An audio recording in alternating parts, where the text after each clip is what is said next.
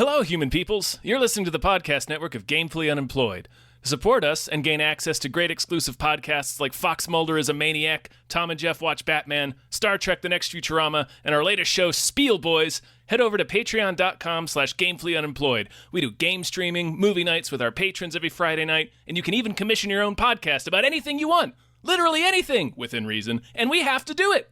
You are quite frankly out of excuses not to go visit patreon.com/gamefullyunemployed. That's patreon.com/GAMEFULLY unemployed, which is spelled like it sounds.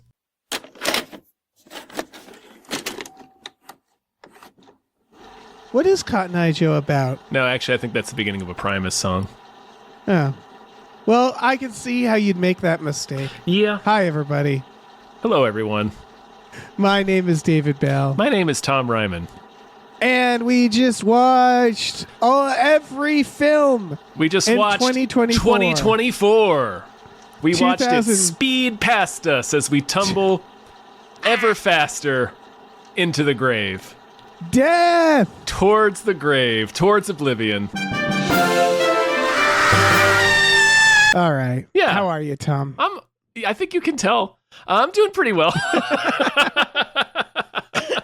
I think so. I don't want to. It might not be, but this is like the last planned we just watched. Yes. Of the year that is about new movies. I think Adam's been really clawing at my door about Night Bitch. Yeah, we gotta watch Night Bitch. We gotta watch Night Bitch. That might be more. That might end up in January though. Yeah. We're coming where there's only a handful of days left in 2024, Dave. Yeah, we're nearing the holiday break, and if there's films that you're thinking about, that you're wondering, like, well, you know, there are other going to be films in January or December that I will really want to see, and we'll talk about, and we'll cover that in 2025. Jesus, that's the next number. The point is, we thought it was time to round up the best movies we had seen of 2024. Are we doing favorite or best, Tom? I think favorite.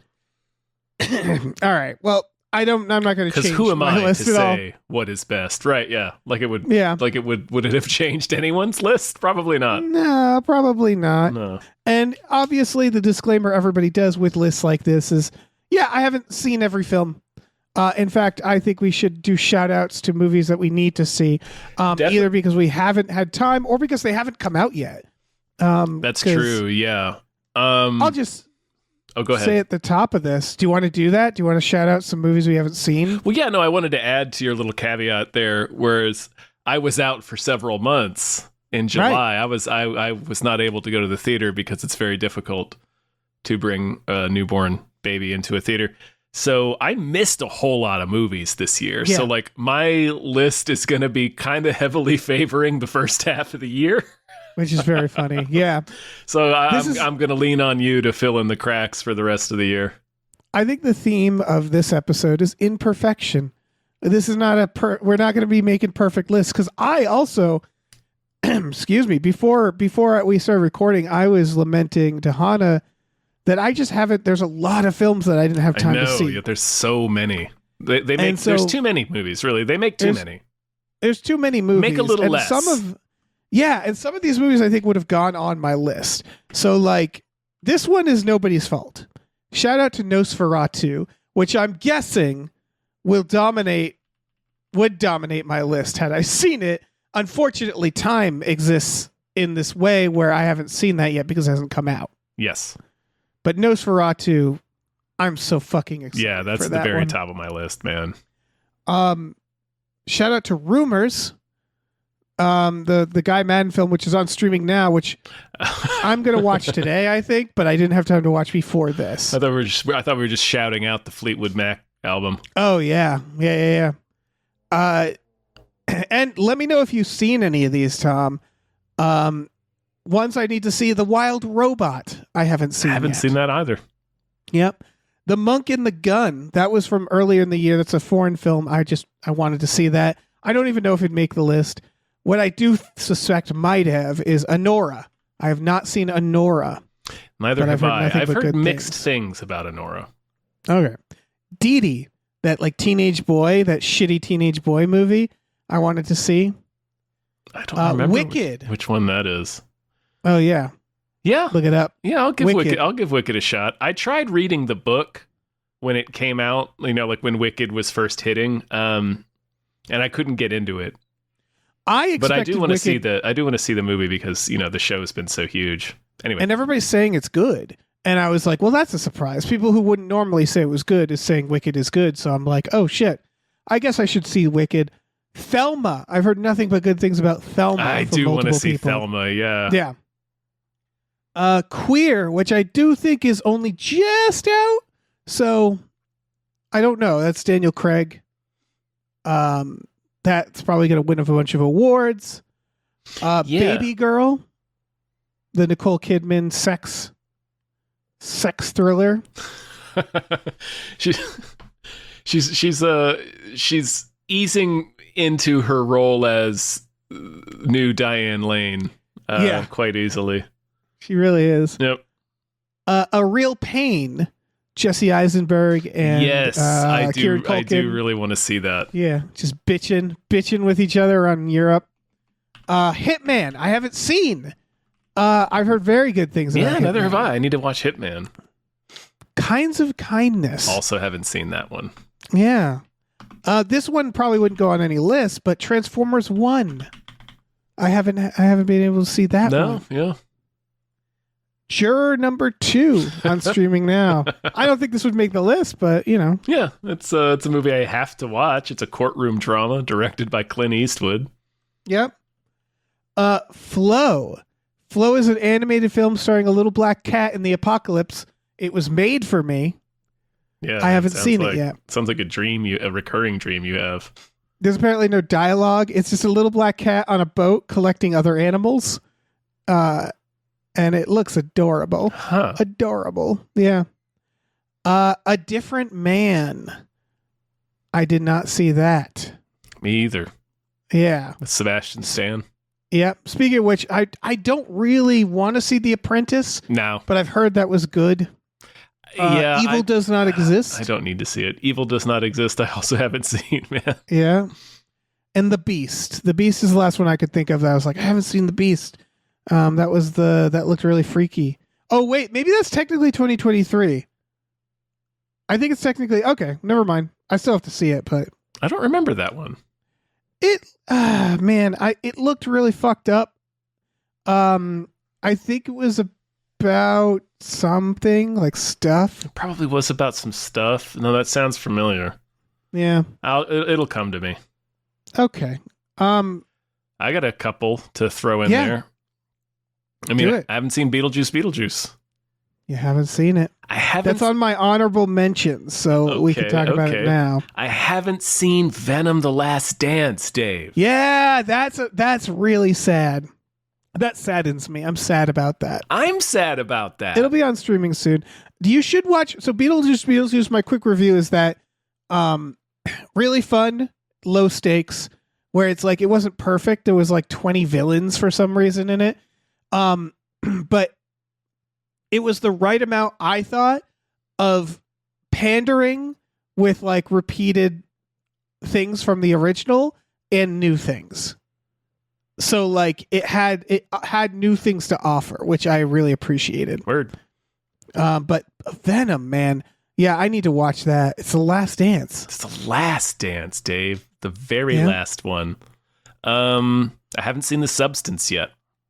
Ooh, we'll talk about that. I've not seen I Saw the TV Glow yet. We'll talk about that. Hundreds of Beavers I have not seen. So that's in my honorable mention / need to see. So I've only seen the first half of Hundreds of Beavers. I watched it over Thanksgiving with Hannah's family, and then everybody got tired. It was one of those things where like I didn't shut it off. It was shut off, you know? Mm-hmm. It was like we were going to continue it, and then we realized we couldn't continue it in our room where we were staying. I'll say this about it. I get why so many comedy snobs like it. Not many people in the room I watched it liked it. It is I'll have to finish it to say for sure because I don't feel great judging it. All I'll say is it felt like it could have been a short film, where once you kind of get it, you're like, oh, okay. Yeah. And then you check the clock and you're like, wait, there's like an Got hour a and a whole half lot of more movie of left. this. Yeah. How is this going to be entertaining? Like, it's hard to, there's a reason Looney Tunes cartoons were short. So it's sort of like, is it going to, I felt like I wasn't going to care about the characters in any meaningful way that a movie, kind of requires of me. Where I was like, this is a cool idea. It felt like a really good audition tape, if that makes sense, where it's like, I can't wait to see what all these people do next. But again, I need to finish it. What else is on your list? Let's see. Nosferatu, obviously we already talked about that. Sleep. I need to watch Sleep. Sleep is not, it's on my honorable mentions.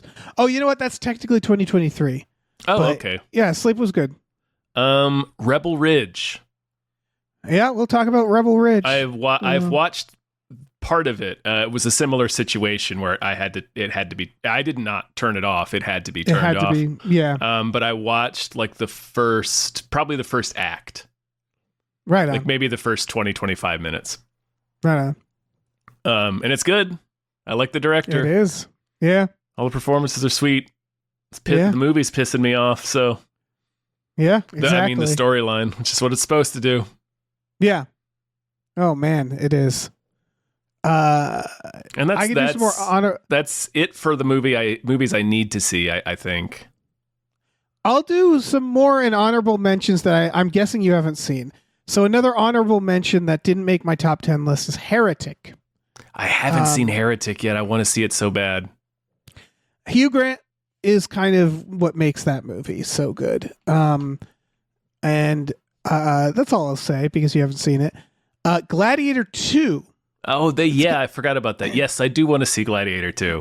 A lot of nominations probably coming their way. Denzel is amazing in it. It was not the movie I thought it was going to be. Like, I genuinely was surprised about what happens in the movie, but it is still just like, we're doing Gladiator again. Sure. So I was like, all right. That's all you need. It almost made my list. Yeah. Let's see. Other things that didn't make my list, but you probably have seen. Blink Twice didn't make my list. Okay. But I really liked Blink Twice. I hope it's on your list. Maxine didn't make my list. Okay. But I really liked Maxine. Abruptio didn't make my list. It almost did because it's such a fascinating film. Yeah. That I think just came out for people. I don't know how available it is, but if people check that out. Twisters sadly didn't make my list. I've only seen the last 20 minutes of Twisters. Oh, that's all you need to see. Yeah. That was the first movie night I was back after we got home from the hospital with Ava. Yeah. Oh yeah, that the first movie she ever saw? She didn't see. She probably saw part of it. She was bundled. Right. She was in one of those she Baby witnessed Bjorns. it. Yeah. Abigail I quite enjoyed, but it didn't make my list. Did you see Abigail? Yeah. I feel like you did. I think we did We Just Watched on it, didn't we? Yeah, Abigail was a lot of fun. Furiosa didn't make my list, and I'm guessing it made yours, but we'll talk. No, it didn't. It did not make mine. Okay. Yeah, Furiosa.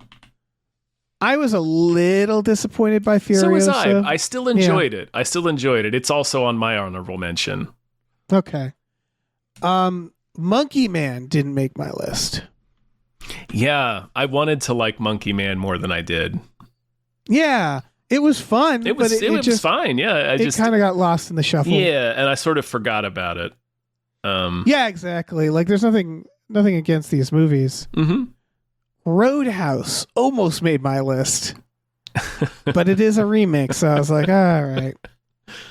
Sure, yeah. The Fall Guy. Okay. Didn't make my list, but it's The Fall Guy. It was great. Yeah, it was delightful. These two I feel like might be on your list. In a Violent Nature didn't make my list. Okay. And Dune Part 2 didn't make my list. Okay. But again, it's more about like there was too much. There was quite a bit in the first half of the year. I was scrolling back through everything we covered and also looking at just what else came out. Yeah. Are you still going? No. What do you got for honorable mention? For honorable mention, okay. I do have Furiosa. Mm-hmm. I also have Dune 2. Okay. I also have Abruptio. Okay. Yeah. VHS Beyond. I'm glad you brought that up. It's really just the the Kate Siegel and Mike Flanagan short that I wanted to nominate, because the rest of them didn't really stick in my mind, but that short is so damn good. It is. That's the thing about VHS, is the problem with each individual movie is it averages. Yeah. And like, so like there'll be these amazing ones, and then there'll be ones where you're like, that was pretty good, and then it averages out. And so like no one VHS movie tends to stand out. I think 94 is probably the best. I think so too. Either 2 or 94 are the most solid, where every vignette is good. Yeah, but it's like an album, right? Where you're trying to calculate like what has the most bangers on it. Right. To me, for albums, it's more like the most important thing to me is which albums can I just put on and listen to all the way through. Yes. Yeah. And the VHS movies are kind of that, where there's some weak songs on there, but none of them are flat out terrible, except maybe The Magician one. Yeah. from Viral. Yeah, that one had some issues. Yeah, VHS is always a delight. It's just hard to make lists, you know what I mean? Yeah. Because of that. This I'll say. Well, actually, I'll get to this one now. This is a bit of a dark horse. I'm curious as to hear your reaction to this. Damsel. I still haven't seen Damsel, but I've heard Damsel's a lot of fun, and it's actually pretty good. Like it reminds me of movies like, it's like a Marvelized, not Marvelized. That's not quite right. Because it doesn't have the tone of a Marvel movie. It's not like everybody's wisecracking. Right. It reminds me a little bit of Dragon Slayer, only it's a little less severe than Dragon Slayer was. Huh. And a little less severe, and a little more less adult also goes into less severe, but it's still pretty dark movie. Right. It's got that blockbuster kind of slickness to it, but it's a lot of fun. It was a really good fantasy movie that you don't see fantasy movies like this a lot, like this simple. It's very straightforward. That sounds She's good. being thrown to a dragon. What does she do? Right. I need very to watch simple that. premise. It looked really good. Yeah, it was. Marina and I just kind of watched it one night, just on a whim. Right. And it was surprisingly good. Yeah, I really do recommend watching that. It's just a Netflix thing, so most of us have Netflix. You can just throw it on. I feel like a lot of streaming movies I don't even know existed. It's so tough. There's so many come out, and Netflix in particular is terrible at promoting a lot of them. They just don't promote most of them. They didn't promote the first season of Stranger Things. No, they didn't. They just dropped it on there. This. Yeah. They barely promoted any of their David Fincher movies. I know. Did The Killer didn't come out this year? Yes, it did. I'm pretty sure. Oh no, wait, that might have been last year. I was gonna say that would be on my honorable mentions. I think shit. When did The Killer come out? Now I got to look it up. Hold on. Yeah. Hold on, listeners. Was Damsel really this year too? Yes, it was. Damsel. Wow, it was. Okay, The Killer was 2023. Early. Okay. Yeah, I'll have to see Damsel. How to Rob a Bank. Holy shit, that was this year. Yeah. Oh, I would have put that on this list too. That was really good. I really liked that doc. I really liked Class Action Park. And of course we got a chance to talk to the director, one of the co-directors, I think, Seth Porges. Yeah. Or was it? Did he direct it fully? I think he was. I think he was a co-director on Class Action Park. I can't remember. I'm sorry if you're listening, Seth. I'm sorry. I can't remember. if you're the sole director on How to Rob a Bank or not. But it's a very good I documentary. forgot that was this year. That was really good. Yeah, that was one of the last things we did before I was on leave for the baby. We did the Point Break episode with him. That was great. How to Rob a Bank is a really good documentary about this fascinating guy that you probably haven't heard of. Who just kind of decided he was going to dedicate the rest of his adult life to being a career bank robber. Yeah. And if you've seen Class Action Park, it's a little bit similar in that both subjects of those movies are kind of these dudes who decide that they don't want to live by the rules anymore, and they just kind of create their own society. Like this bank robber goes out and builds his own expansive Ewok-style treehouse. Like that's what he lives in. The American dream. Yeah. It's a. How do you pay for that? Exactly. Yeah. Yeah. It's a very compelling documentary. Very well made. Yeah, everybody check that out. Dune 2 I think I already said that. Nothing wrong with Dune 2. No, it just kind of, it's honorable mention. It's a big, awesome blockbuster. I really liked it. But the two, Dune and Dune 2 paired together, fucking awesome. But, it just kind of honorable mention. Yeah. Cuckoo. Oh, interesting. Cuckoo is honorable mention for me. All right. I liked it. Yeah. We'll talk more about it. Abigail is on my honorable mention as well. Yeah, it was really fun. Yeah. I like Abigail. And Furiosa. Yeah, okay, we got through all my honorable mentions. All right. Now, I have some controversial ones because I one of these of my little list here might be on your big list. I want to talk about the movies that kind of let me down. These aren't bad necessarily. Oh, okay. But I have 4 movies that I was just a little disappointed by. And a lot of people out there are going to like a few of these movies. And in fact, I still do. I just wanted more from them. Spaceman. Spaceman disappointed me. Remember that one? I do. Yeah. I wanted more from that. The Crow disappointed me because The Crow showed in the movie what it could have been. What they could have been. Yeah. I don't think you will disagree with me on this one. Alien Romulus. Yes, that was kind of a letdown. Beautiful film. Yeah. I wish they had a better script. This is the one that I think will be controversial. Civil War. I was disappointed by Civil War. I didn't love it. Yeah, I didn't love it.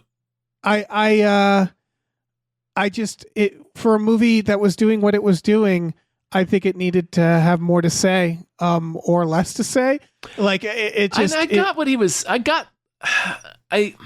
appreciated what it was saying, and how we just sort of become. I mean, like we're witnessing it happening again right now, where it's just like the news media is just this engine that will completely divorce itself from humanity in order to, And it's a question of how important is it to document. And anyway, we talked about it.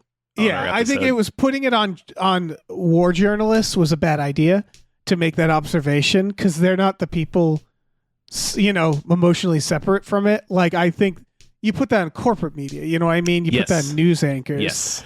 And you put it on pundits. And so, like, I think it was just a misfire. It was a very good movie on a technical side. Like, that's the sort of movie where I hope it gets nominated for technical awards.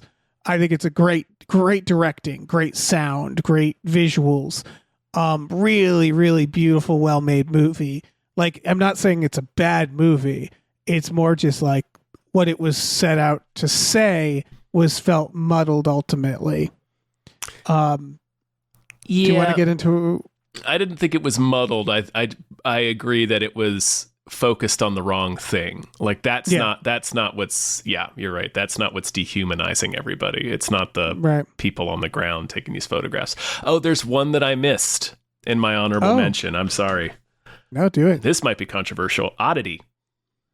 You missed Oddity? Oh no, not that I'm. It's one of my honorable mentions that I missed. Okay. Yeah, Oddity is one of my honorable mentions.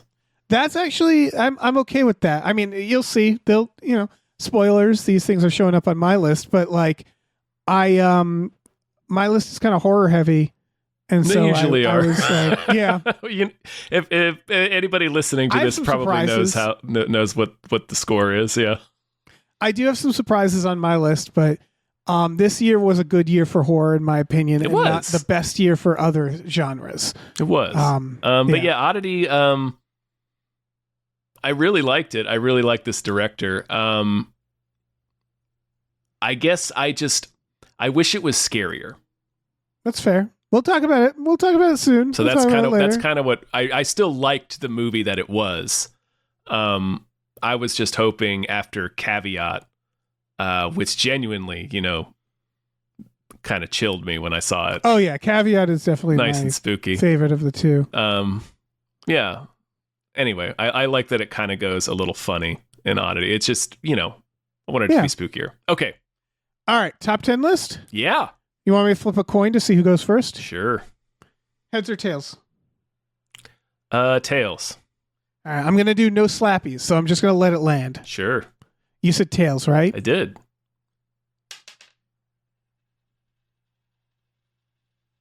It's heads.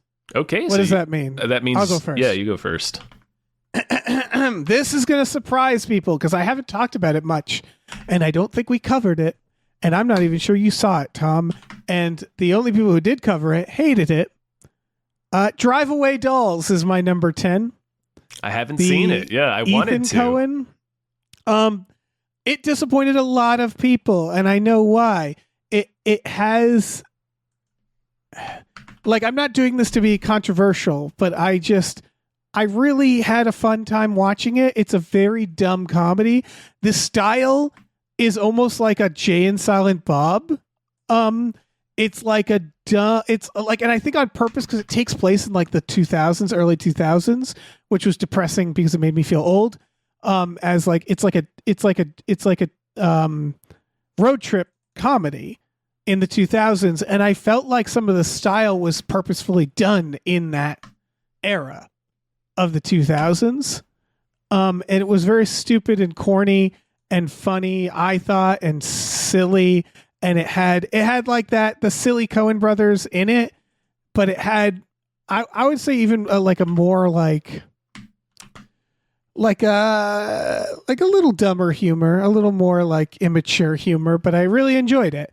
I enjoyed this weird lesbian road trip romp. And there's some great performances. Margot Qualley is fucking taking one of the biggest swings you'll ever see. She's like one of my favorite actresses now because of that and The Substance. Yeah. Where it's like this, she goes for it. She's not afraid. Matt Damon has a very delightful scene, I thought. Yeah, I won't spoil it, but I love Damon cameos because he comes in and plays these fucking maniacs or just like he's very serious in this, but it's very funny. But he always plays like a really memorable character. Yeah. In some odd way. The MacGuffin is very funny in it. So it gives me the vibe of a movie that in 10 years everybody will be like, we slept on this movie, or it would be like a Josie and the Pussycats, where it's like, where it wasn't liked when it came out, and then you stand back from it and you're sort of like, oh, I see what they were doing. That was very fun. Yeah, it'll be this generation's Blade Runner. Yeah. Yeah, exactly. It's not amazing, so why it's number 10, but people will probably be mad that it beat out a lot of honorable mentions I mentioned, but I don't know. We're going with favorite, so I had a fun time. Yeah. Yeah. What's your number 10, Tom? Trap. I'm so glad Trap is represented. I loved Trap. Yeah. So much fun. I don't have it on my list. We're going to have a lot of crossover, I'm sure. But Trap, I'm glad you... Trap is... Josh Hartnett is having so much fun in that movie. He really is. It's just fun. It's Shyamalan being playful with a really interesting, fun premise. The only thing I'll say against it is I wish they would have stayed at the concert for the entire film, and they don't. Yeah. It's a little bit of a spoiler, but for like kind of the climax does not take place at the concert. And that's kind of the only thing I would hit against it. But the rest of it is just such a delight. Yeah, I feel very like conflicted, where it's like, on one hand I'm like, yeah, I wish they did their own premise that they advertised, which is like, this is all at the concert. On the other hand, there were many times in the movie where I just went like, oh, I don't know what's going to happen next. Yeah. And part of that meant leaving the location, you know? So yeah, I appreciated it. I did appreciate it like on the other side of the coin in the same way. Yeah, I was like, well, shit, I didn't expect this to happen. And then I don't want to spoil the rest of it, but there's a couple of things that happen after that were a little unexpected too. Yeah. Good number 10. Yeah. Not in an over the top stereotypical Shyamalan way. It's just like interesting little twists in the story rather than like big reveals. Yeah, they're not big reveals. They're not. Yeah. People were assuming there was going to be, but it was like more just like it's just kind of more of a twisty. And it's plot. A pretty dumb movie for the record. Yes, it is, but it's so playful. Yeah, like it's a movie that hinges on a world where the police are the stupidest people ever. Although we're starting to learn that cops are. Yes, so maybe it's not that unrealistic. My number 9 is Rebel Ridge. Oh, cool. Yeah, you should finish it, Tom. You should finish Rebel Ridge. I really should. I like Green Room better because Rebel Ridge kind of. The reason it's high on this list and it's not or rather low on this list, it sort of flinches when it comes to what it wants to say about cops. It tries to be a little more moderate in a way that I would argue hurts the story. Like, I don't mind the bit of it I've seen, yeah, I don't mind a movie having different political views than me. Yeah. But it's trying to have its cake and eat it too when it talks about cops. And it does this sort of not all cops thing at one point that kind of drives a wrench into the flow of the movie too. Which I'm going to tell you, one of the best things about the movie though, Tom, is you probably are assuming it's one type of movie based on what you've watched so far. It's not that movie. I've heard that. Yeah. And so that's good. It just you can kind of feel the producer notes being like, we don't want to say cops are bad. All cops are bad. So it has to qualify things a little more than I wish it did. I gotcha. And it feels a little sweaty, but otherwise so much fun. So much fun. Big fan. What's your number 9? Blink Twice. Nice. Very good movie. Yeah, it is. Man, it's intense and it's genuinely frightening. Yes. Like there are some really scary, just shocking moments. It's really well done. I hope Zoe Kravitz makes more movies. It was just, I thought it was well made, like well put together. You're right. I kind of regret not putting it on my list now because I'm like, man, Zoe Kravitz, her directing was amazing. It was really good. There's a couple of motifs that I can't talk about because it spoils the movie, but she has a lot of motifs, not just visual. Like one of them is a sound. Yes. That you hear, that you continuously hear. It's creepy. It's creepy. Yeah. I think the reason, in a very real way, like in a very real world way. Right. I think that's actually why it's not on my list, because it wasn't fun. No, it's a very, I think I argue it gets fun. Yes, it does get fun. But, right. It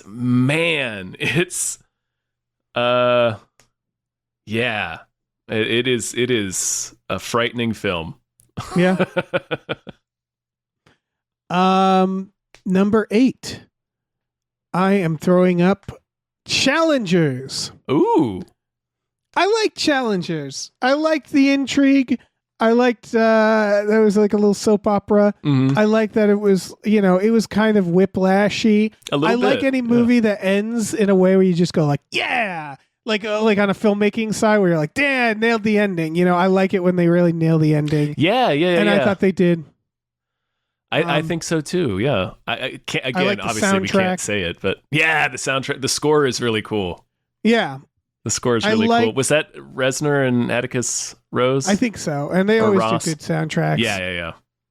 I listen to their soundtracks regularly, including this one. Really good performances throughout. Just really well shot. Yeah, I don't want to say much without... I don't want to spoil anything. But people probably saw it was memed a lot. Less sex than you think. Yes. Yeah. Yeah. It's not as steamy as you might. I mean, it's pretty steamy, but it's a sexy thriller, but not as sexy as not as sexy as you might expect. Used to be. Yeah. But yeah, Challengers are just really fun. Yeah, I liked it a lot. Yeah. It hinges on the 3 performances, and they're all great. Yeah, I think so too. Like, I think this is going to be an Oscar movie. Yeah, I assume so. I hope people didn't forget. And I think that's an interesting thing I wanted to bring up, but I think that's the only one on my list that I think is like, or rather the only one that we're going to talk about, because, spoilers, Challengers made my list. Yeah, I have a few that I'm like, if the Academy gets wise, if they start going like, we have to start reaching out to what people give a shit about, but otherwise, yeah, I think it might be as well. Oh, or, no, sorry, I have one that's going to be dripping with Oscars. But, I got you. I don't really even think it's that they need to move off to movies that people give a shit about. It's more like I think they just need to stop being so damn afraid of genre movies. Yes. Like drama is not the only thing that can be a fine film. It's not the only thing. Yeah. My number 8 is Long Legs. Long Legs. Long Legs. Long Legs. Long Legs. Catch it. Yep. It's a good movie. Yeah, it'll show back up on this list. Yeah, it's a good movie. Scarier than I thought. Scarier than I was expecting. And sillier, too. Also sillier, but I really liked it. Nicolas Cage is both hilarious and well utilized. Yeah. You've probably seen 1 or 2 memes at this point. Oh, yeah. But it's a blast. It's really, I love the director, Oz Perkins. It's scary. It's a good, like, True Detective toned mystery. Yeah. It's just good. It's just good. Yep. It's also on my list. I'll explain a little more why, because I do think, intellectually speaking, you have it in the right place. But if we're talking about favorite movies, I have a little more to say. But yes, Long Legs, terrific, great horror film. Yeah, obviously, excellent. Great marketing. Yeah, that is the thing. It is less of a mystery than you might. It is more horror focused. It is horror forward for sure. Yes, it's not Silence of the Lambs really. No, but it has little bits for sure. Yeah. That's number 8. That's my number 8. Yeah. My number 7 is probably lower in the list than people expect, and I'll explain why. But it's really, really good. The Substance. This movie should be nominated. I don't think it will be because the Academy always disappoints me. But if they're never going to nominate know what's good for them. Well, I mean, not now. Not nowadays. Not now. The Substance deserves several nominations. It is such a well-crafted film. It is Demi Moore is great. Margot Qualley is great. It's somehow Red Letter Media put it really well. Is that like it's rare to see a movie where the camera shots are sarcastic, where like the cinematography is sarcastic, but it is. There's another movie that does that, and it's like at the edge of my brain. Like I immediately thought of a good example of that. Anyway, hopefully it'll come to me. Sorry, continue. It's as a body horror movie. What it does really well is like, I think this is the sign of a good body horror, frankly, but also a good sci-fi or horror. You go into it and you kind of think you know what the horror will be, based off what you hear. And then you have moments where you go like, oh, I did not think of that. Yeah, there's like those moments. I truly have no idea what it is. Yeah, where you go like, nobody I did tell not me. think Nobody of tell that me. aspect. Like I thought it was one thing, but I keep hearing stuff like what you're saying, and it's like it's a few things. Yeah, it's also a few different movies that already existed, which is why it's higher on my list. Because there's also a point in it where I thought of another movie and went like, oh, this movie did it first. Oh, okay. But not the specifics, more like the broad idea. I got you. It's too long. Like that's the other thing is that it needed to shave off like that's kind of 20 minutes. It's kind of what's been preventing me from watching it now that it's been on streaming is that it's You'll two love it. 2.5 hours long. Oh yeah, you'll love it if you have time to watch it. It'll go breeze by, but it did near the end. I did start feeling the length and going like, okay, I don't All right, like let's it wrap has a this lot. up. It has a lot to say. It has a lot of twists, and then the ending, the last thing it has to say in the last twist, it sort of stretches out way too long. Where it's sort of like, and then this, and I'm like, I got it, movie. But it was very good. The Substance. Word. That was your number 7? Yes. Okay, my number 7. Although this might technically be a 2023 movie. My number 7 is The Coffee Table. I need to see that so it's bad. Apparently it's technically 2022. Wow, but when did it come out? You know, like when was it released? It was released on the 1st of December last year in Spain. Yeah, so see, it it's didn't 2024. make it here until this year, I think. I think that counts as 2024. So, like, if it got nominated, I think they would count. You know what I mean? Like, they do it by I don't know. Maybe. Like, yeah, I really want to see the Coffee Table. It had a physical and digital release in January of 2024. Okay. There you go. Cool. So I did get it right. All right. Yeah. The Coffee Table. It's about a cursed coffee table. I need to watch it. It is one of the blackest comedies you'll ever watch. Yeah. It's just like so like I think there's a difference between dark comedy and black comedy, if that makes sense. Yeah. Like Black comedy is probably meaner, I want to say. Yes. Like it's black comedy is, to me, in my mind, it's more of like, do you remember when we watched The Devil All the Time? And it's like the amount of tragedy that was being heaped upon Tom Holland's family got funny after a while. That movie, yes. Yeah, like, where they didn't think it was funny. It seems like the Coffee Table knows it's funny, though, right? Yes, no, this is intentional. Yeah. The best way I can describe the Coffee Table, I've said this before, and this is not actually what it is. This is just the best way I can describe it. It's Mr. Bean trying to hide a dead baby. Yeah, that's so good. So yeah, it is the darkest thing you'll ever watch, and there aren't jokes in the traditional sense. It's just, it's a real specific vibe, I guess. I need to watch it. It's mean as hell, but it's also, it's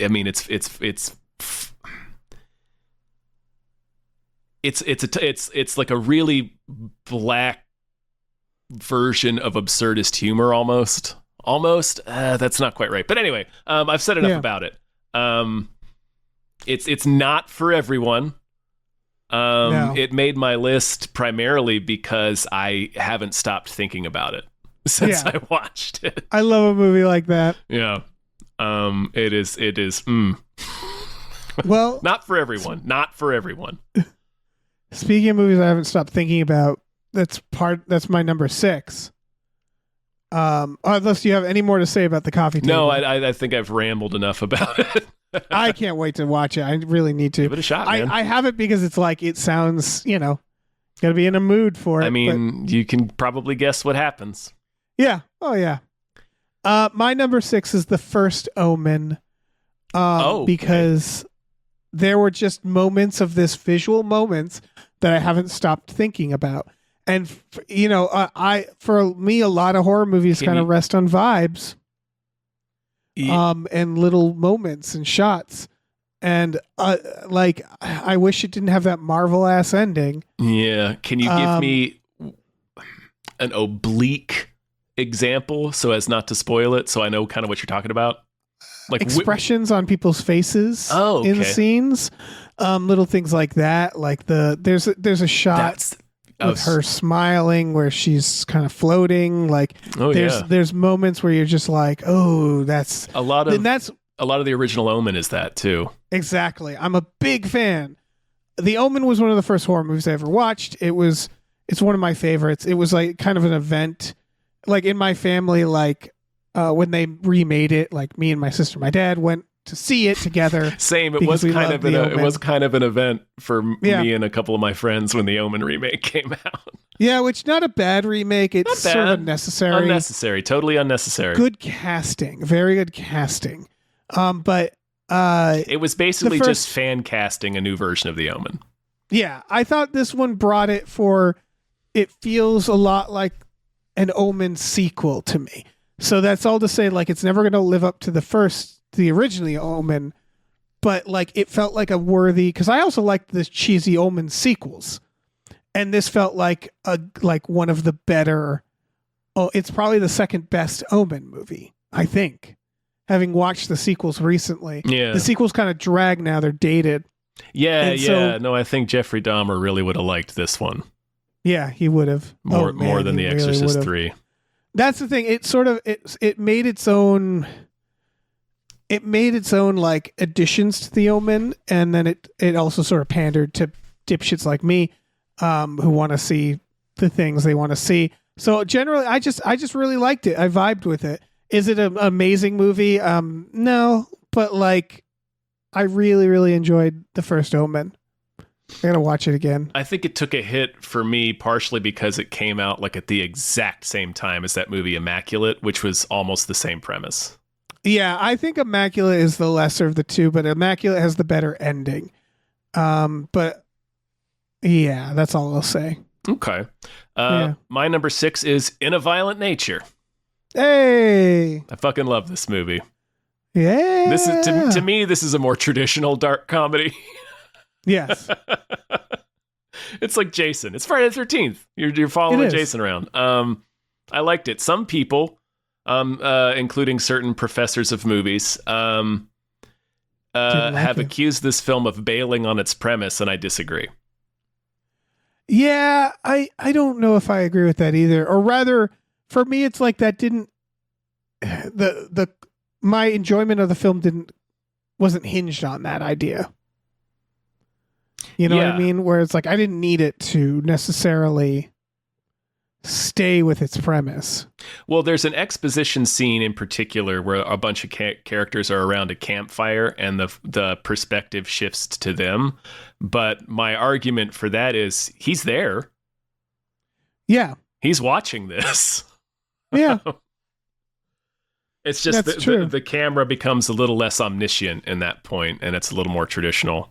Right. And then when it switches perspectives later, I mean, you could argue, I don't know. Well, there's an intent there too. Yeah. That's sort of, anyway.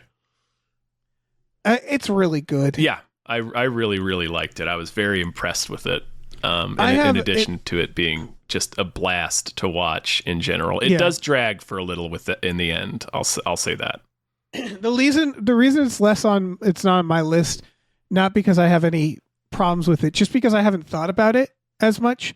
That's what it came down to, as I realized like I haven't felt compelled to rewatch it. Oh yeah. Or anything like that. Part of my process for assembling this list was like kind of leaning back with my eyes closed and free associating like Sherlock and his mind palace. Well, yeah, I think that's the right. Well, yeah, because I'm trying to okay, what like is stuck in my memory. And that was near the top of the list, was In a Violent Nature.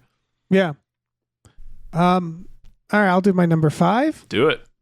You already mentioned it. Cuckoo. I like how weirdly original this was. Yeah. Yeah, for sure. I did like that a lot. I don't think it's scary. I didn't find it. I thought it was more of a comedy in a weird way. I totally agree with that. There's one scary part really, and it's in the trailer. Yeah. Yeah.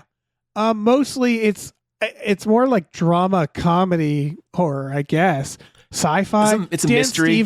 Dan Stevens does a lot of work. Dan Stevens is doing a whole ass thing. Capital letters. Yeah. What's her name? Hunter Schafer. She was really good in it. Mm-hmm. I didn't know her until this movie. She's from the Euphorias. Cool. The Euphorias. She's also in Kinds of Kindness.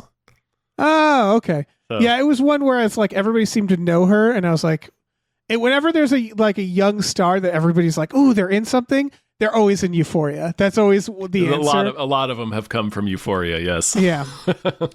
Yeah. I just I liked how weird and original it was. I liked a movie inventing a new type of villain. And I enjoyed the shit out of it. Yeah. Don't. I guess I. Oh, go ahead.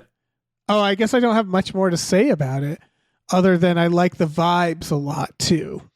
Yeah, I really like the vibes. I did enjoy. This is my favorite thing about it. Is that it's sort of like a cousin to like. Oh shit. What's the name of that movie? Malignant. Yeah. It's sort of a cousin to Malignant in that you sort of can't really predict the way that it goes. Yes. It's also kind of a cousin to It Follows in that it feels somewhat timeless. Yes. Which I like. Yeah. It felt almost like reading a Fear Street book. Yeah. Because it felt like this could be in the 80s or even the 70s. Like it's, there's not much like modern stuff in it. Like there's a little bit of cell phones, I guess, but right. It's one where you think back and you go like, wait, when did that take place? Yeah. And I love Dan Stevens in it. He's playing a German therapist. Yeah. And and boy oh boy does he go for it. Yeah, I like it whenever it's a movie about someone stumbling out into someone else's batshit insanity. And you're sort of having to like figure out what's going on. Yep. Like it's like he's in it, he's his own movie that you could have made, you know what I mean? Like I like shit like that. Like the vibe that like this doesn't spoil anything, but like the equivalent of if like someone randomly wandered onto Jurassic Park like after it was abandoned. Right. Saw a dinosaur. It's like, what the fuck is going on here? Right. It's that feeling where it's like there's a bigger story here that we're not seeing. Missed a lot of it. We missed like 60% of a story here. Yeah, exactly. Where it's like, what the hell is this? Yeah. It's that vibe. I love it. Okay. You're number 5. My number 5 is Maxine. Maxine. I'm glad it's on the list. Love Maxine. It's nice pulpy kind of 70s, early 80s crime thriller. Yeah. I really loved the tone of it. Mia Goth is so good in it. I love the character of Maxine herself. Kevin Bacon plays a glorious scumbag in it. Oh god, he's so good. He's fucking great in it. It's just this movie is a blast. Yes, I loved Maxine. That's all I got to say about it. That's all I got to say about it.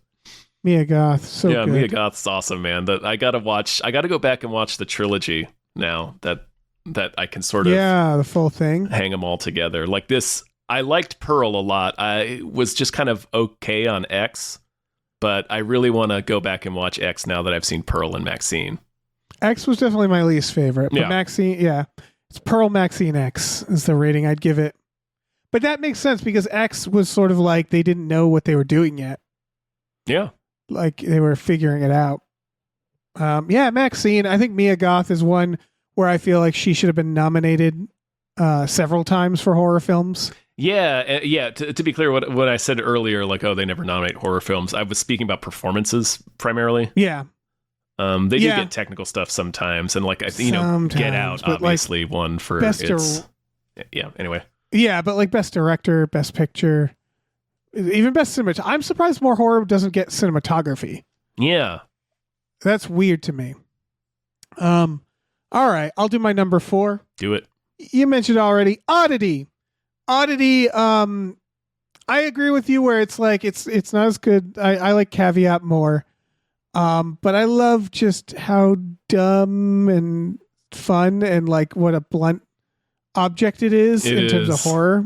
That doll, the wooden man, is like I loved seeing it in theaters, and when that doll showed up, the whole audience laughing. Yeah. At like that, like, oh, come on, right. man. Not laughing because it looks silly, laughing because it's like the most haunted thing you could bring in a house. Yeah, it's funny because Oddity is, I would argue, it's so weird. This is why I like Oddity, is because there's a lot of cheap horror out there. Mm-hmm. And I get mad at cheap horror for putting me in a situation, like the equivalent of like a jump when a scare. horror film, a jump scare, or like the lights, the power goes out and the guy goes, well, I'll go check. And everybody groans and goes like, oh God, this is such typical horror movie shit. You know what I mean? I see what you're saying. Yeah. What's funny is that Oddity does all of that, but it does it in a more playful way. Yeah. That like it's because it knows what it's doing. It's not trying to the ending sequence with the bellhop. That's so a little bit of a spoiler, but I won't say more. Is like a game they're playing with the audience, where there's a sequence of shots where they know every single shot they're showing could be a jump scare. Yes. And they know it. And they're doing this meta. It's doing meta horror without saying it's doing meta horror a lot of the time. Yeah, I've seen a few movies recently that have done that. Malignant does that, actually. Yeah. In a few spots. And I feel like The Invisible Man does, too.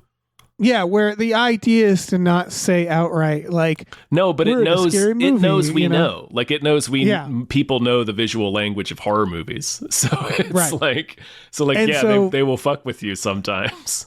Yeah, and Oddity sets up a series of scares where you see them coming and they still frighten you. And when watching in theaters, every time they were set up, you'd hear the audience go like, oh, fuck. Yeah, it's like, fuck me. God damn it. Like... I know what you're doing, movie, and I don't feel great about it. It's again, this doesn't spoil. It's a little spoily, but not too spoily. It's like in Caveat, the first time you see the body, and you're like, God damn it. Yeah. You know exactly what kind of, because they're good setups. Yes. And you're like, it's the same with a horror game, where these moments where you go like, oh, fuck. Like, where you want me to go in there. You want me to grab that object. You want me to do this. I need you to sneak through medical and find this thing in the dark. The fucking alien's going to be in there. Yeah, exactly. God damn it. And yeah, I just really enjoyed that about Oddity. Yeah, it's fun. It's a lot of fun. Yeah. My number 4 is The Fall Guy. Hey! This is my favorite blockbuster of the year, and it's like, we need, like, I wish, sure, it's an adaptation of a TV show, but these are the kinds of movies that were blockbusters when I was growing up. Like, action movies were the big, but relying on charm, like Schwarzenegger style action movies, with charming actors in it, like a True Lies. Like, those were always kind of my favorites.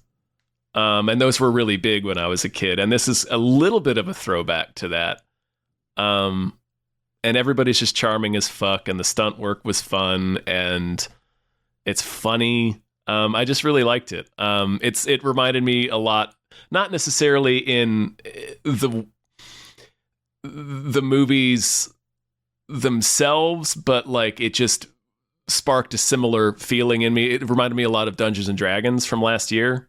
Yeah. Where it's like, this is what I'm looking like. This is the kind of thing that I want to be able to go see. Which sadly, neither of those movies did very well. And that's what bothers me is The Fall Guy is a recalibration of action. And I wish people had kind of supported it more, because, we have this weird, I think of The Matrix, where it was like, oh, what if we did like kind of CGI action? Where we zip around people, but there was still stunts in The Matrix, right? Mm-hmm. And then The Matrix, like the second ones were like, well, we don't even need the people at all. We could just make CGI people. No, you kind of do. Yeah, and that's where it all went wrong. Yeah. Where it was like, well, we don't need people at all. And then we got to the point of like Harry Potter, where they're like, well, we have CGI Quidditch. And then all the way to superheroes, where they're like, we can do entire action sequences without all in a computer. Yeah. And it's like, well, is it really an action sequence at that point? And like, yeah, there's still room for that. Like, animation has action, but we just completely snuffed out stunts And so the Fall Guy was a really nice reminder of like, this is like where we left off. Yeah. This is an extension of where we left off with real good stunts. I mean, of course, there's like John Wick is really popular and like the Raid movies and stuff. So people appreciate good stunt work. But I feel like a lot of it is leans heavily in the fight choreography direction. I hope it gets nominated for best stunts. Not next year, but maybe the year after. Following they'll year, finally do they'll that. retroactively nominate it. There's also, like, I know Marvel movies, the vast majority of them are all technically, basically action comedies. So my complaint may sound a little strange, but it's like the style of comedy is different. Yes. Like there's so charming. Like there's so much irony in Marvel. Like, yes. And I mean, I get it. We live in like that was sort of like the style of humor that was popular at the time that Iron Man and stuff was coming out, was this real detached, almost meta kind of irony. Yeah. Just it making has quips. charm. Yeah, no, like it definitely has charm and it has its place. That's been every major summer blockbuster has been that for the past 15 years almost. Yeah. No, it's really nice to have. It's like a breath of fresh air. Yeah, I want more like this in True Lies, like where the comedy is less about quipping and being like, oh, isn't this ridiculous? And it's more like people sat down and wrote jokes and funny sequences. Yeah. Anyway, not denigrating really Marvel. Good. It's just this is a style of movie that I really miss. Yeah, no, there's I agree. always room for big, fun popcorn blockbusters, and this is the style of those that I like. That's the thing. Anyway. Marvel is like Roland Emmerich. Like, remember when there was like maybe one a year? That style, even in the 90s, I love him. Which is like I love Roland Emmerich. I love him. It's just like when they're all that, then you get sick of it. Right? Yeah. If we got like 3 Godzillas a year, it'd be a bit much. Yeah, we almost do. I feel like we have that TV show. My number 3. This is coming out of fucking nowhere, Tom. Conclave. Damn. So I'm not saying this isn't a fantastic movie. It's very much a dad movie. So I'll say we did a We Just Watched on it. People can listen to the We Just Watched. And even in the We Just Watched, I didn't represent it as my 3rd favorite movie of the year. Here's what I'll say. It's the writer of Tinker Tailor Soldier Spy and the writer of The Ghost Rider. 2 different writers together who just do these intrigue thrillers, these very adult, serious thrillers, right? These very dad like the Conversation. Yes. It feels like a 90s thriller drama, because this isn't a spoiler, but it's not as much of a thriller as you might think. It's really well shot, beautifully shot. The cinematography is so good. Abe talked about it in our We Just Watched. Like, there's intent behind it. The performances are all really, really good. I don't expect it to be anybody's favorite film this year because it is just a bunch of popes. I think the message in it is very basic. Like, it's a very basic, like metaphor. Mm-hmm. But it's just one of those where I'm just vibing with it. Like, my last 3 are kind of ones that I'm vibing with. Sure. In the sense that I'm just like, this just feels like a good, like, Sunday morning hangover thriller where you're just sitting there and watching, I almost watched it last night just based on Ralph Fiennes' hairline in the thumbnail. Yeah. I was like, that looks delightful. It's just, it's an emotional placement for this one, where it will get nominated for a lot of stuff. But all I'll say is it's not like art. It is, but it's not like, I'm trying to think of a good comparison. Something like Spotlight almost, where it's very Oscar baity, where it's like the intent and meaning isn't like this high elevated meaning. Like, it's not everything everywhere all at once, where I'm like, wow, this is so meaningful. It's just, it thinks it's probably more meaningful than it is. You know what I mean? Mm-hmm. Like, it's a little Sorkin-y. Sorkin-y, where they're like, this means a lot. And it's like, it doesn't actually, but it's very fun. Pretty surface level, but good job. But it's very fun. I really enjoyed Conclave. Great performances, such good popes, all the popes. So many popes. There's at There's least a 4 vaping, popes. There's a vaping pope in it. There's a Vape pope? There's vape pope. Man. Yep. There's John Lithgow pope. Give me the There's Stanley vape. Tucci pope. Yeah. Give he's me the Italian. vape. Isn't that Give me how, the vape. that's how the that's Pope what he would ask says. for the vape? Yeah. It's great. Yeah. Conclave. All right, my number 3 is Challengers. Yay! Really like Challengers. We're getting into my last 3. I genuinely had a difficult time ranking them. So Yeah. Challengers is in my top 3 of the year. We already talked about it. Loved this movie. It's great. It's great. It's a great movie. Yeah. Well, we also already talked about the next one, unless you have more to say about Challengers. No, not really. I already mentioned that it's the performances that really do it for me. It's very cleverly written. It jumps around in the timeline constantly almost, which that's a tough thing to pull off, and very often it can come off as like real amateurish, like real film student kind of shit, like somebody just trying to be Tarantino. But it's so well done, and so like the script is really good. Yeah. In addition to that. Anyway, just wanted to hit on that. Yep. My number 2, if people are paying attention, they'll probably know what my 2 and 1 would be. Long Legs. Long Legs is my number 2. And besides what you said about it, it so hits my vibe. That's all. It's so X-Files. Yep. It's so Silence of the Lambs. Yep. It's so like dreary 90s. That and Micah Monroe, I don't know how she can do a twee performance without it feeling twee, but she did, because she's like a Wes Anderson character in this fucking movie. By the way, Wes Anderson, get her in one of your movies. She'll twee it up with you. It'll be insufferable. Yeah, but she'll be twee in a haunting way. Yeah, but yeah, it's haunting twee, and like that. Yeah, it gave me a little It Follows, which still remains one of my favorite horror movies of recent modern horror movies. Very excellent movie. Yeah, it's probably my favorite horror movie since the year 2000. I'll say that. It Follows. You mean? It Follows. Yeah. Long Legs, certainly. I wouldn't say it's that, but I vibed with it. Nicolas Cage, man. So, what was your previous horror favorite in 2000? House on Haunted Hill. Yeah, probably. Yeah, probably. Yeah. Yeah. That's it. We already talked about it. So. Long legs. He's got the long legs. They're real long.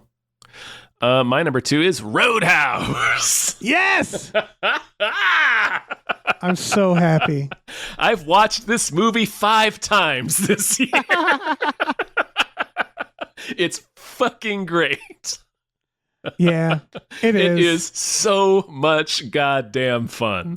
We love it. We love Roadhouse in this house. In this house. Oh man, Jake Gyllenhaal, the way they do the fighting, we've talked about it already in our, we just watched on it and also in subsequent Hypecasts and stuff, but the compositing they do with the fighting, in case you weren't aware, they film the actors basically 3 times. It's them hitting like a bag, and then they composite the other guy in, and then he's acting like he's getting hit, and then they put it all together. So it really looks like these people are smacking the shit out of each other. It's a genuine, real clever way to do. I mean, it works. It's an interesting way to do the action. Yeah. It technically they did it in Avatar before this, but I feel like within like stunt and special effects circles, it'll be seen as like a milestone. As like, wow. Yeah, it's just great. you're right. It's just a sort of a more focused way of using this particular technique. Yeah. Just using it for the fist fighting and the choreography. It's fun. It's fun. It's really fun. All right, should I do my number 1? I think so, man. No surprises here. It's I Saw the TV Glow. A movie you still need to watch, Tom. I definitely do. It's got a combination of all the things. And what I mean by that is it has my long legs thing where I just like living in it. It's the vibe of it. The look, it's beautiful. It's a truly gorgeous film. It should win awards for that. It should win awards for best screenplay, best directing.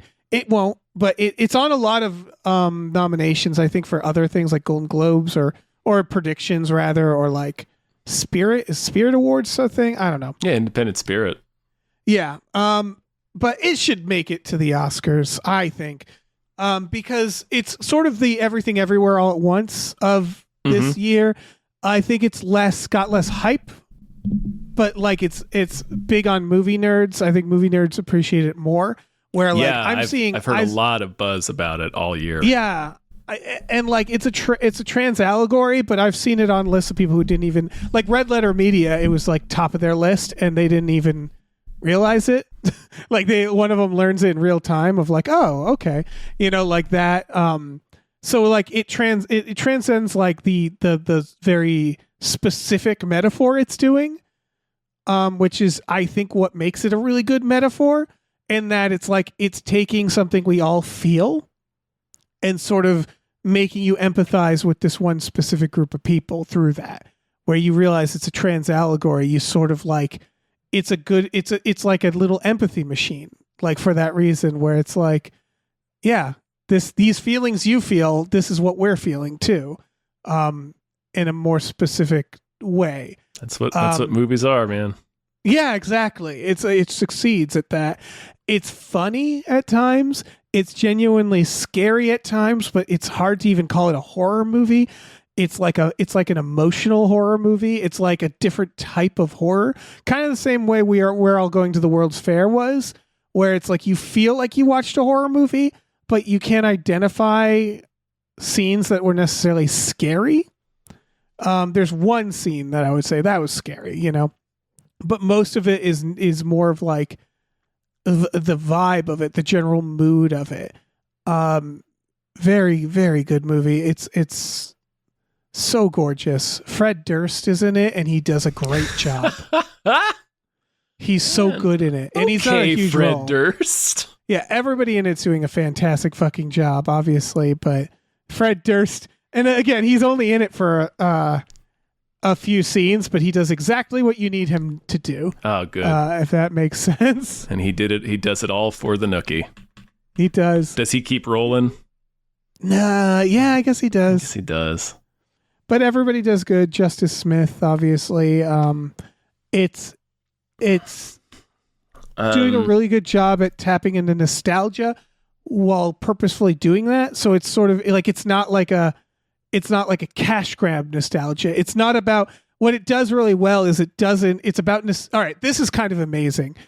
It taps into nostalgia without referencing anything. Like the thing that it's referencing is made up. Yeah. The only thing it references that it's like right away is the gym class parachute that everybody did. Oh yeah, sure. The parachute. Yeah, I remember that. But for the most part, it's not like remember this, remember Chuck E. Cheese, remember that. It's more of like remember these feelings. The Sandlot. Yeah. Yeah. Exactly. Where it's like, remember being in your friend's basement. Remember these colors, these moods, remember being like awake in a sleeping bag in your friend's basement. And there's wood paneling around you and you're not, and everything feels like, I don't know, kind of magical, but not quite also, because that's sort of the point of the movie. I don't want to spoil anything, but it's everybody go see it. Cool. Yeah, I got to watch it. It's on Max now. Yeah. All right. Here's my number one. This is going to be a little kind of a dark horse for people because I don't know what this is going to be. Well, I think a lot of people forgot about this movie. It came out in January, which is always tough for movies because so much comes out, so they sort of fade from memory. So like Oscar season always favors stuff that comes out in November, December, which is unfair because I think this should, in a just world, this would have a shot, at least at some of them. It's genuinely one of the best Rebel Moon. It's going to be Rebel Moon Part 2. Of the genre that I've seen in a long time. The Beekeeper! Oh, yeah! I'm so glad we didn't bring up the Beekeeper. Dave. Number one with a B. Yeah. I'm so glad. I've been sitting here because I've had the Beekeeper written down. And I was like, when are we going to bring up the Beekeeper? I have watched. I told you I watched Roadhouse 5 times. Yeah. I have lost track of how many times I've watched The Beekeeper this year. Kurt Wimmer's The Beekeeper. Kurt Wimmer and David Ayer teamed up to fling a tech bro. The stupidest goddamn masterpiece in history. It's historic. You're right. Yeah, it's because so all right. great. So, I mean, do you want to speak on it? Because I do have stuff to say about the magic of the Beekeeper. It's it's a perfectly executed guilty pleasure. Yes. For me, it's like one of those types of movies where you're scared they don't make them anymore. I'm always scared they don't make them. And then when they come out, I go like, oh, thank God we're still making these. And what I mean is it's a silly movie that is unironic. Unironically silly. Where it's like, I really like Crank, but Crank knows it's Crank. The Beekeeper might know it's the Beekeeper, but it never tells us I don't think Kurt Wimmer ever realized it was the Beekeeper. I don't think so either. He's the key. He's the key to all this. of realizing. Yeah. That's what makes him so it has to be man. Movies like this have to be done in earnest. He should make a Michael Bay film. Him and Michael Bay. He's done one before with him?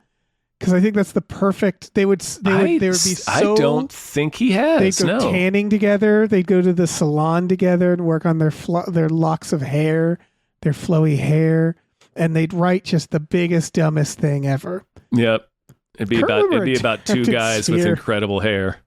Yeah, 2 middle-aged white guys with great hair. Yeah. I can't believe he adapted Sphere. I'm looking at Kurt Wimmer and I'm like, why? Sphere sticks out like a sore's thumb. Oh, and the Thomas Crown Affair. That makes sense. Yeah, but then also, Equilibrium, Ultraviolet, Gun Salt. Kata. Yeah, he's the inventor of Gun Kata. Yeah, practicing folks, it in his backyard. If you're fans of to us, the alarm of his Beekeeper, neighbors. Yeah. Yeah, The Beekeeper is just it's a throwback movie to when we used to make unironic movies about unstoppable badasses. Yes. And the lore is goofy as hell, but it's all delivered with a straight face. Like, we get extended speeches from Jeremy Irons about the secret society of beekeepers that are tasked with protecting America. It is fucking stupid. Right. But it's a masterpiece. Yeah. Yeah, I don't want to put Marvel on blast, but like, Marvel has movies about unstoppable badasses, right? But they suck all the fun out of them by pretending like there's stakes. You know what I mean? Where like they're like serious. Sometimes there are, but yeah, sometimes there are. But like a lot of the movies where you're like, you look at like Black Widow and you're like, she's taking explosions to the face. Yeah, and it's that's not a great. It's one of the worst examples of it. I think. Yeah, but they're acting like there's stakes, and it's like there's no stakes here. Well, yeah, I mean, because also like, well, we know this leads into Infinity. Like, this is a prequel. We already know what happens to most of these characters.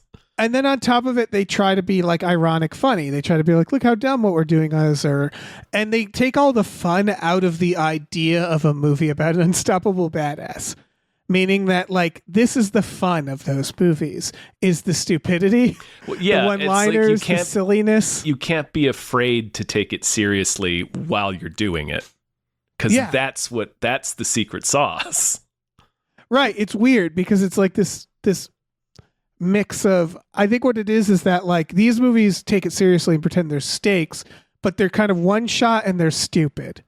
And you get your entertainment out of watching Jason Statham fling a man off of a, holy fuck! Off of a bridge. I mean, don't even spoil that.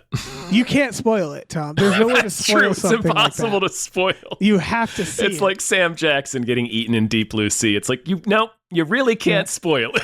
Remember when they shoot his bees? I do. They execute his bees. They execute his bees.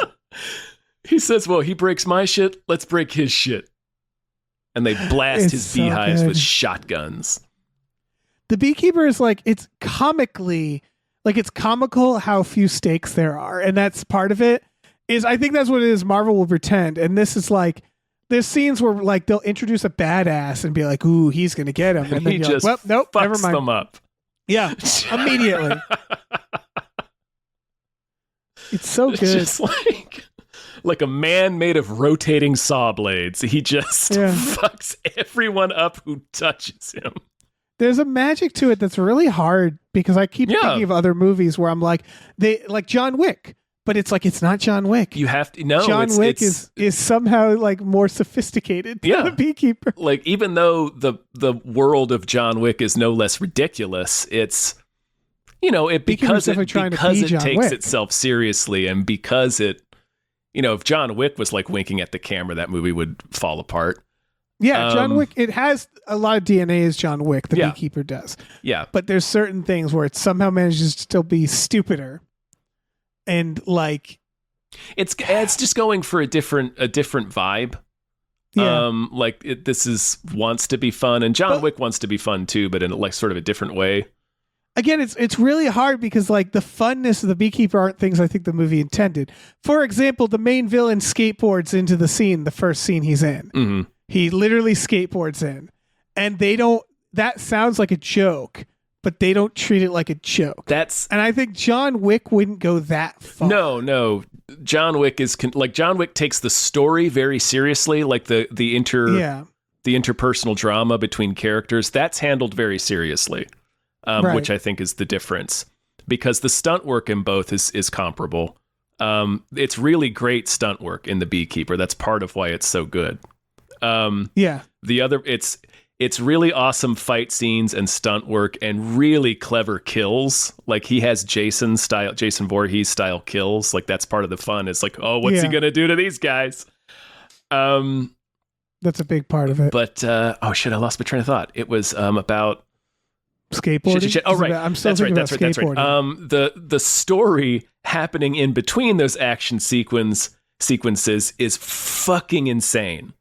Yeah, like it's a complete gibberish, and it's. I'm imagining it's there. That's every single moment is like Josh Hutcherson skateboarding into the movie.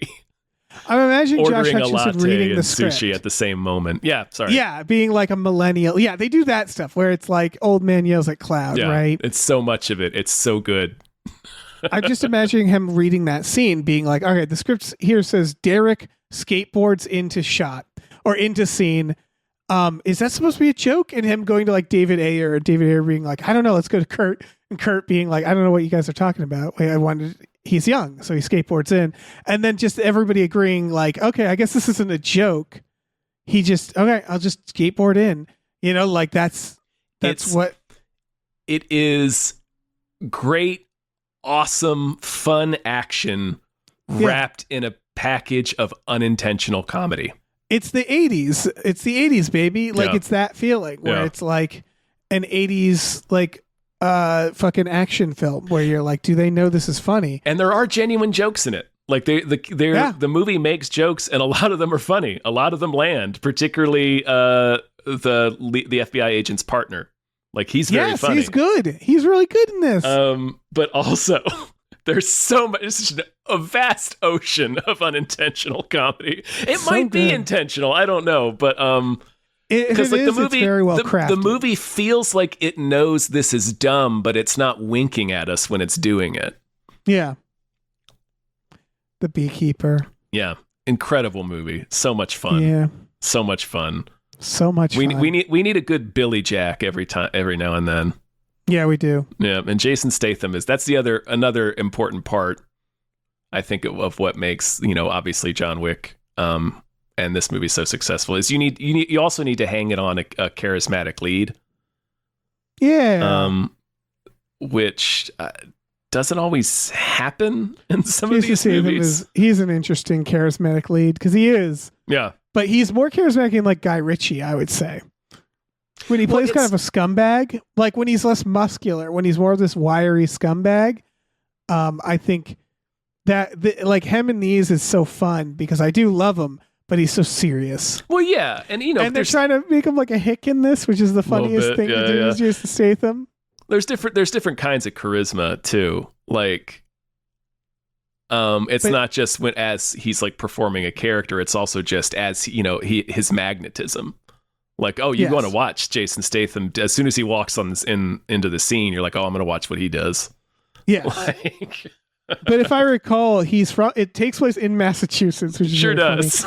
And his name is Adam Clay, and he's wearing like a John Deere hat. Yeah, he's wearing like a Carhartt jacket. Yeah, and they're trying to act like he's just like Felissa Rashad's barn. Yeah, just a farmer, good old beekeeper, British Jason Statham. British as so fuck. Perfect. In the rolling hills of Massachusetts. It's very Van Damme, where it's like, you're not from here, sir. Yeah. My name is Max Johnson. I was born in... It's that shit, yeah. It's so good. Beekeeper, everybody watch it. I am from Atlanta. Anyway. I wanted to shout out 2025 a little bit because that's our list. It is. That's it. Yeah. But I just want to name some shit that's going to come out next year. Den of Thieves 2, Tom. Hell yeah. Wolfman. Yep. That's Lee Whannell's follow-up to Invisible Man. Yeah. Let's see what else. I'm in January. Hard Eyes is coming out. Captain America, Brave New World. Yeah. I'm curious about. Yeah, I'm looking forward to that one. It's the first Marvel movie in a while I'm looking forward to. Yeah, me too. The Monkey, Oz Perkins. Right, yeah. Last Breath, we just talked about that one. That looks good. Snow White, yeah. A Minecraft movie, Tom? Mm-hmm. Mickey Obviously, 17. yeah, that's the biggest one. Yeah, Mickey 17. Thunderbolts. Lilo and Stitch. Yeah. How to Train Your Dragon. 28 Years Later. I don't know. Shit. Is Danny Boyle and Alex Garland. Oh, well, they're both doing it. I guess I gotta watch it. Yep, it has all the people. All of our favorite characters Ray Fiennes, are back. Cillian Murphy. Yeah. F1. Sure. Megan 2.0. Okay. Jurassic World reboot, which it's Gareth Edwards. Wait, oh no, never mind. He hasn't actually wowed me lately. I was thinking of another one. David Koepp's doing the script. Superman, James Gunn. Oh yeah. That should I Know be What fun. You Did Last Summer. Okay. Reboot. Okay. The Fantastic Four, First Steps. Okay. Okay. The Naked Gun is supposed to. That'll be interesting. The Liam Neeson, Seth MacFarlane one, right? Yep. Freakier Friday with Jamie Lee Curtis and Lindsay Lohan. Nobody 2. Oh, sure, yeah. Yep. Get They're Bob making a Odenkirk back out there. Conjuring. Yeah, they're making an Insidious and a Conjuring. They're making a Saw. Yeah, it's about time for all three of those. It's been a while. Yep. It's been 2 Tron years. Ares. The Black Phone 2. And most importantly, Mortal Kombat 2. That's going to be... Can't wait. Predator Badlands. Now You See Me 3. Ooh, I know. It's going to be dumb. that's a delightful surprise. Edgar Wright's The Running Man. Okay, maybe. Yeah. Avatar Fire and Ash. Yep, I'm going to watch that. Yep. Zootopia 2. Yeah. Yeah. And this is being filmed at the beginning of 2025. So I'm going to say maybe late 2025. They follow. Probably more like beginning of 2026. Yeah, more likely. But damn, there are some big ones next year. Yeah. Well, Dave, Yeah. let's meet back here in exactly 1 year. Yep. And see what we've we'll learned. talk about those. We'll talk about our favorite movies of 2025. What do you think is going to be the best movie? I think it's a Minecraft movie. Probably a Minecraft movie, yeah. Yeah. All right. Well, folks, thank you for listening. Thank you. You should check out our Patreon, patreon.com/gamefully unemployed, GAMEFULOY unemployed. We have exclusive podcasts on there like Tom and Jeff Watch Batman, Fox Mulder's Maniac, Star Trek The Next Future on Spiel Boys. We watch movies every Friday night with our patrons. We do. Movies. We love movies. We do. We love movies here. We have watched The Beekeeper. We'll probably watch it again. Yeah. We also have a store. Head over to gamefullyunemployed.com where you can find a link to our Teespring store. We have all kinds of cool original artwork and designs you can get on t-shirts, mugs, stickers, posters, all kinds of things. So check that out. And also check out our show, Batical. Wherever podcasts are trafficked. Yes. Listen. Do that. Delight. Like, subscribe. Leave reviews. Yeah. Some and of you fuckers left 1-star reviews. Oh, you That's fuckers. fine. It doesn't matter. Leave whatever review you want to. I don't give a shit. Anyway, I all right. Nothing. I do, yeah. I'm done with it. I'm done with everything. We're numb, like the song. Yeah, I'm ready. I'm ready for the singularity now. I've shed all human emotion.